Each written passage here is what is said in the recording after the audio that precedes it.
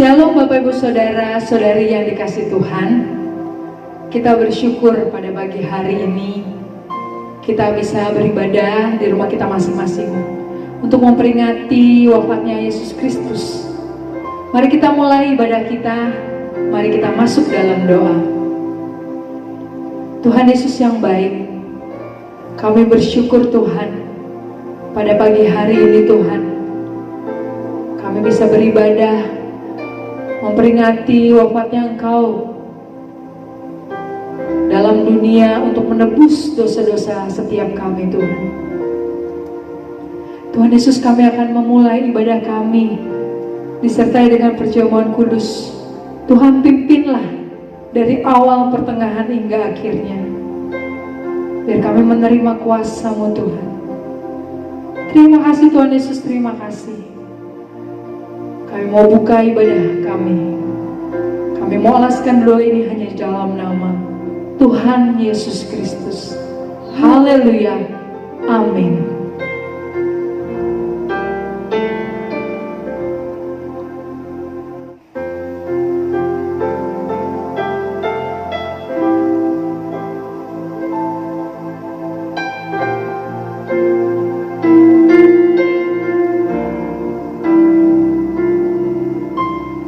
Hanya Kau Tuhan di hidupku, Kau berikan hidup yang baru. Darah-Mu menyucikan, pulihkan hatiku. Ku nyatakan Kaulah segalanya. Engkaulah sumber pengharapan, kuasa-Mu sanggup menyembuhkan. Jiwaku pun berserah hanya kepadamu, Yesus, Kaulah segalanya.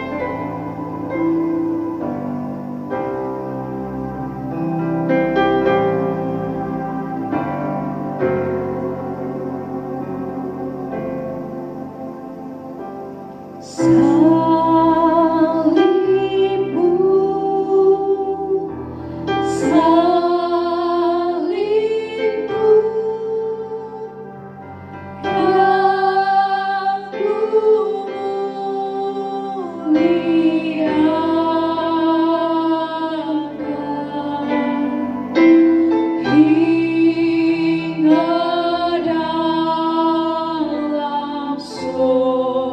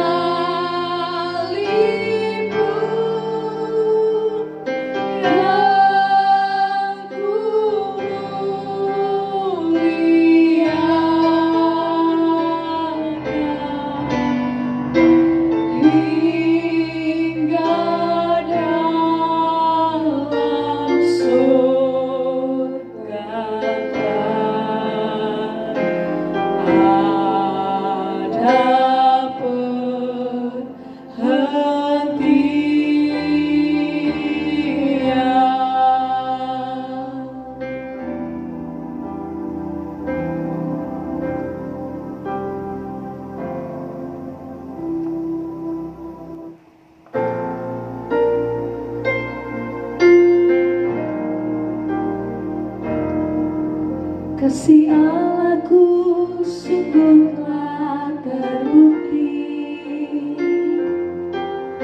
ketika Dia serahkan anaknya. Kasih Allah mau berkorban bagi kau dan aku. Tiada kasih seperti kasih-Mu. Bersyukur, bersyukurlah, bersyukur karena kasih setiamu. Ku sembah, ku sembah, ku sembah dan ku sembah selama hidupku. Ku sembah Kau Tuhan. Bersyukur, bersyukur, bersyukurlah, bersyukur karena kasih setiamu. Ku sembah, ku sembah, ku sembah dan ku sembah selama hidupku. Ku sembah Kau Tuhan.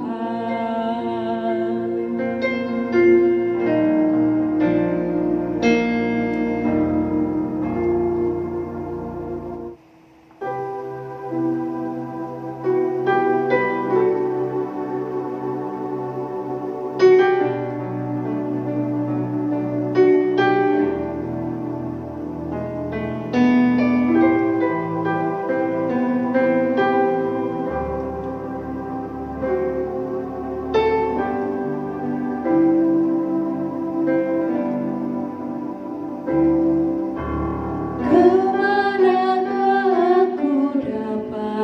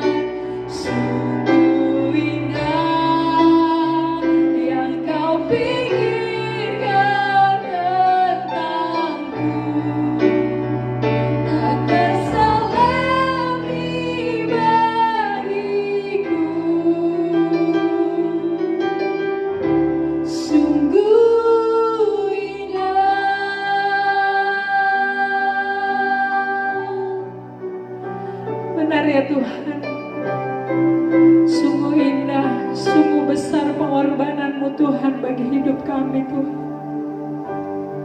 Kami bersyukur Tuhan buat kesempatan hari ini kami bisa memuji Tuhan. Kami bisa menyembah Tuhan di tempat kami masing-masing Tuhan. Biarlah Tuhan melalui kematian-Mu Tuhan kami diteguhkan, kami dibangkitkan. Iman percaya kami Tuhan.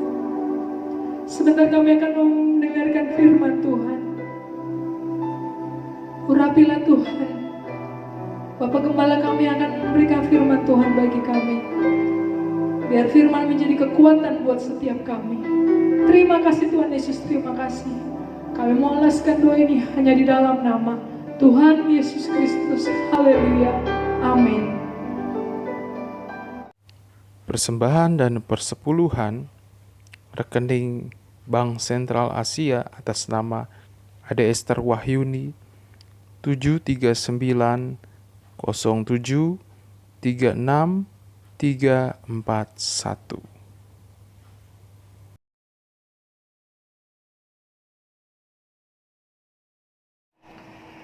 Baik saudara-saudara yang dikasihi Tuhan, kita ini hari memperingati akan kematian Yesus Kristus, Juru Selamat kita. Kematian setiap manusia akan menerima, baik makhluk apapun akan mengalami kematian, baik binatang maupun pohon-pohon. Tetapi kematian Yesus Kristus adalah kematian yang sangat unik, di mana ada satu perubahan di dalam kehidupan kita. Ribuan orang, bahkan jutaan orang telah disembuhkan melalui kuasanya. Juga pengampunan dosa, sehingga manusia berubah di dalam kehidupannya. Kita akan melihat bagaimana kematian Yesus ini mengubah di dalam kehidupan kita. Dari yang tidak percaya menjadi percaya, dan dari yang sakit menjadi sembuh, bahkan yang tidak mengenal Tuhan menjadi mengenal dan kehidupannya bertambah baik. Kita akan membaca firman-Nya dalam Lukas pasalnya yang ke-23 ayat 44 sampai ayat 49. Kita baca dalam ayat 44. Ketika itu hari sudah kira-kira jam 12. Lalu kegelapan meliputi seluruh daerah itu sampai jam 3. Dikatakan di sini jam 12 itu sebenarnya siang. Tetapi Tuhan telah memberikan kegelapan.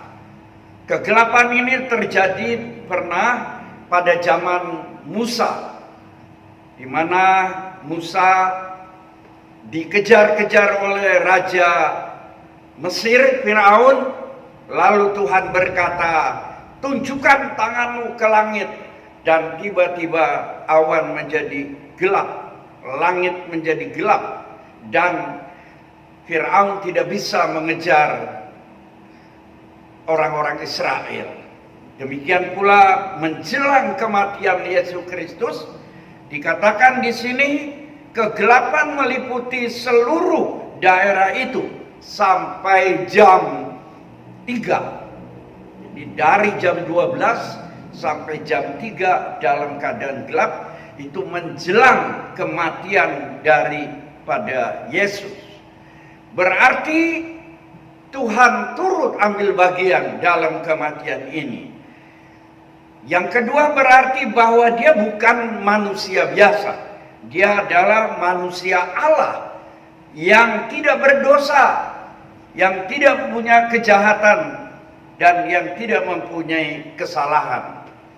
Dalam ayat ini dijelaskan bahwa kegelapan yang ada, orang tidak bisa melihat satu dengan yang lain.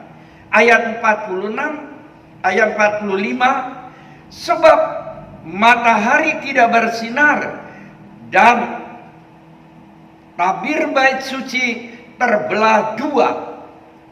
Yang pertama, langit matahari tidak bersinar, tabir bait suci terbelah dua. Yang kedua, apa itu tabir? Tabir adalah penyekat antara ruangan kudus dan ruangan maha kudus.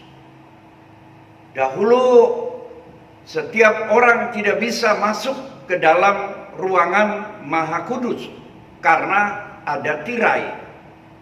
Tetapi setelah Yesus ini mati, maka tabir terbelah dua, sehingga yang tadinya sukar untuk menghadap Allah menjadi mudah. Orang-orang yang mencari Allah bisa langsung, bebas, tidak seperti dahulu sukar, harus melalui imam. Oleh karena itu, kematian Yesus ini membawa berkat yang besar, di mana kita yang tadinya tidak bisa menghadap Allah menjadi bisa menghadap Allah.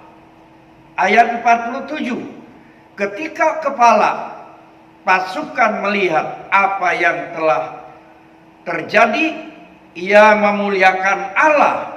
Katanya, sungguh orang ini adalah orang benar.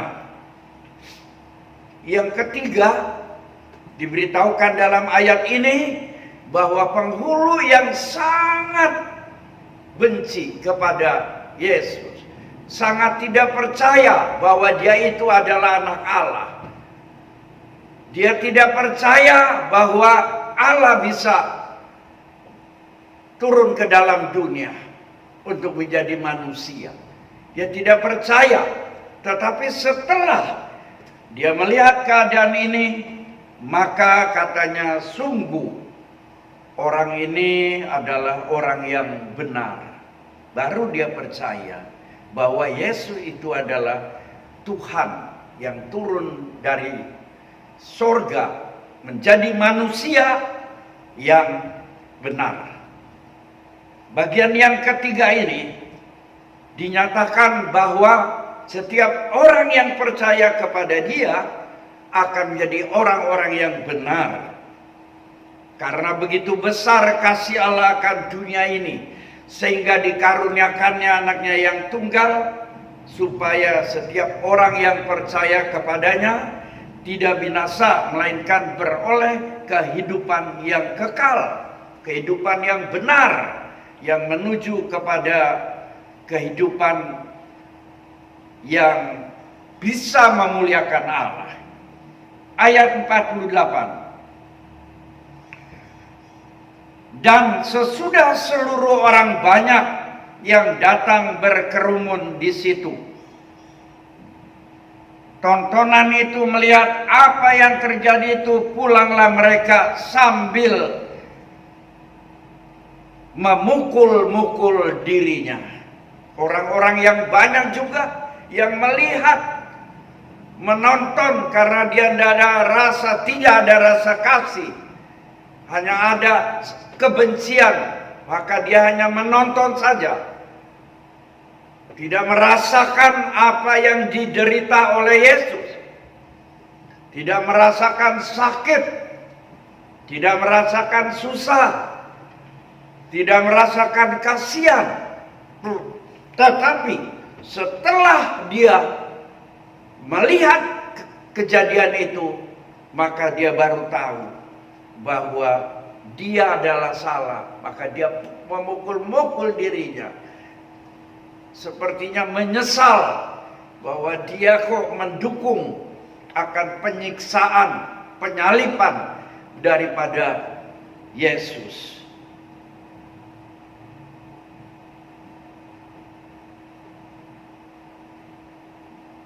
Di atas salib dia berkata, lalu Yesus berseru dengan suara nyaring, "Ya Bapa, ke dalam tanganmu kuserahkan nyawaku." Dan sesudah berkata demikian, ia menyerahkan nyawanya. Ini yang membuat mereka semakin sadar bahwa Yesus adalah bukan manusia yang berdosa. Dia adalah manusia Allah yang mau menebus manusia yang berdosa. Dia adalah Allah yang sejati, yang tidak berdosa, yang tidak patut disiksa demikian. Dia tidak patut mendapatkan kematian seperti itu. Dia tidak layak untuk disalibkan karena dia tidak berdosa. Tetapi mengapa dia demikian? Karena dia menanggung dosa-dosa manusia, dosa-dosa dan kejahatan manusia yang dia harus tanggung untuk menebus dosa-dosa manusia yang bersalah. Oleh sebab itu ada satu kehidupan yang berubah setelah mereka melihat kejadian itu. Mereka ingin memohon pengampunan dari Tuhan. Ayat 49 dikatakan, semua orang yang mengenal Yesus dari dekat, termasuk perempuan-perempuan yang mengikuti dia dari Galilea, berdiri jauh-jauh dan melihat semuanya itu. Orang-orang yang dari Galilea ialah orang-orang yang sudah dijamah oleh Tuhan Yesus, sudah disembuhkan. Orang-orang yang sakit dengan setia mengikuti akan kejadian ini dari jauh, karena dia merasa iba, dia merasa sedih bahwa Yesus yang baik, Yesus yang penuh kuasa, sanggup menyembuhkan segala penyakit, sanggup menolong orang, sanggup memberikan kehidupan yang baik, mendapat siksaan demikian. Maka mereka menyesal, menangis, bersedih hati. Dari jauh dia melihati kejadian ini. Di sini ada 4 hal yang diberikan oleh Tuhan. Keunikan, keanehan, berbeda dengan kematian manusia biasa. Dia adalah manusia sejati dan dia juga adalah Allah yang sejati, yang sanggup mengampuni dosa-dosa kita, menebus dosa-dosa kita, supaya kita berpindah kehidupannya dari orang yang berdosa kepada orang yang benar, dari hukuman kepada kebebasan, di mana orang-orang yang percaya kepada dia dibebaskan dari segala hukuman dan diberikan tempat ialah di dalam surga yang kekal. Karena itu saudara-saudara yang dikasihi Tuhan, hendaknya kita tetap mengikuti dia dengan setia, berbakti kepada dia dengan setia, karena kita tidak tahu apa yang terjadi masa yang akan datang. Seperti sekarang kita masuk di dalam bala sampar, artinya penyakit yang bermalapetaka yang bisa membunuh. Selain kita bergantung kepada Tuhan Yesus, memohon kemurahannya supaya kita dibebaskan dari segala penyakit corona. Bahkan yang sudah sakit disembuhkan. Ada obat di Indonesia, ada obat yang bisa menyembuhkan corona.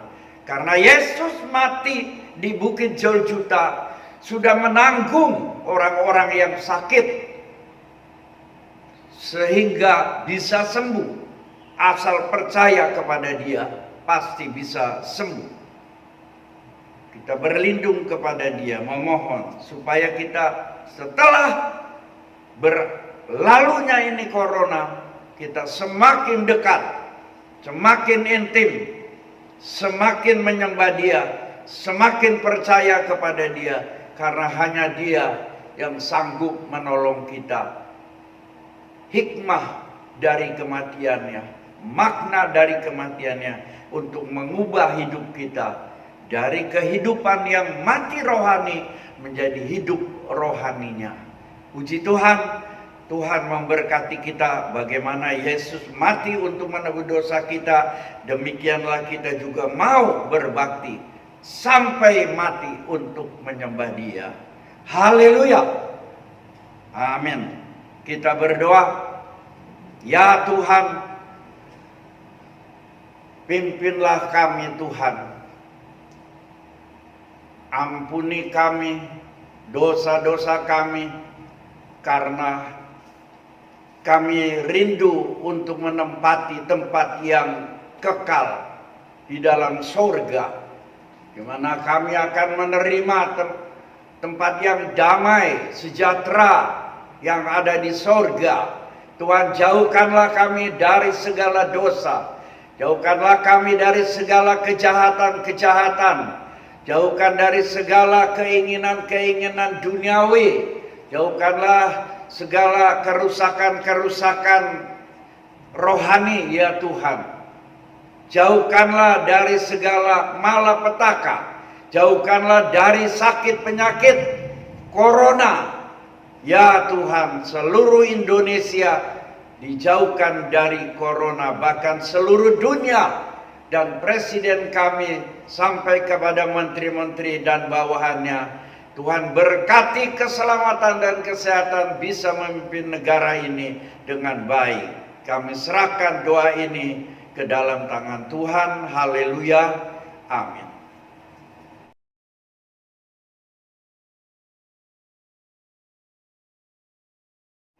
Saudara yang dikasihi Tuhan, mari kita akan mulai dalam perjamuan kudus, dan kita angkat roti tinggi-tinggi. Dengarkan firman Tuhan. Ketika mereka sedang makan, Yesus mengambil roti dan mengucap berkat serta memecah-mecahkannya, lalu memberikannya kepada murid-muridnya dan berkata, "Ambillah, makanlah, inilah tubuhku." Bukankah roti yang kita pecah-pecahkan adalah persekutuan dengan tubuh Kristus? Haleluya. Kita makan bersama dalam nama Tuhan Yesus Kristus. Haleluya.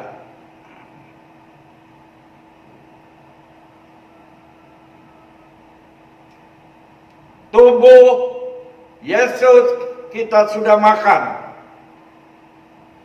yang sudah terpecah-pecah. Mari kita angkat cawan tinggi-tinggi. Sesudah itu Yesus mengambil cawan,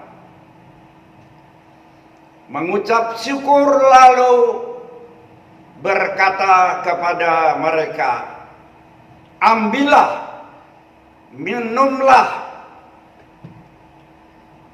cawan ini, sebab inilah darahku, darah perjanjian yang ditumpahkan bagi banyak orang untuk keampunan dosa." Bukankah cawan pengucapan syukur yang terucapkan syukur adalah persekutuan dengan darah Kristus? Haleluya. Kita minum dalam nama Tuhan Yesus.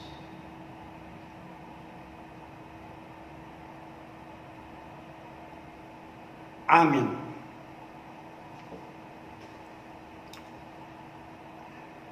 Haleluya. Kita sudah makan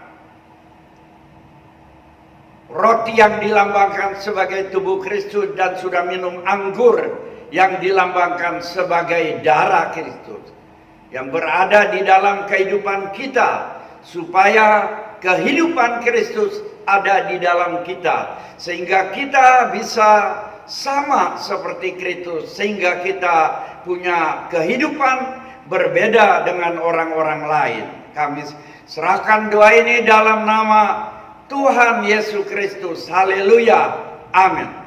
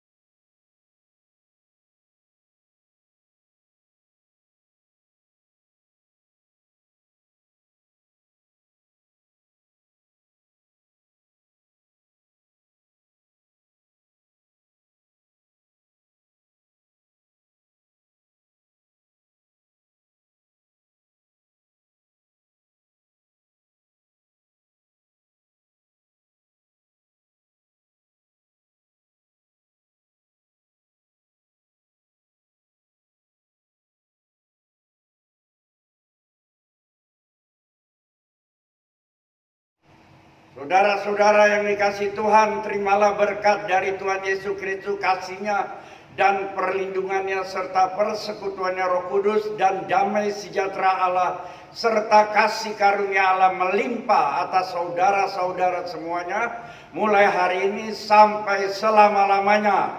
Haleluya. Amin.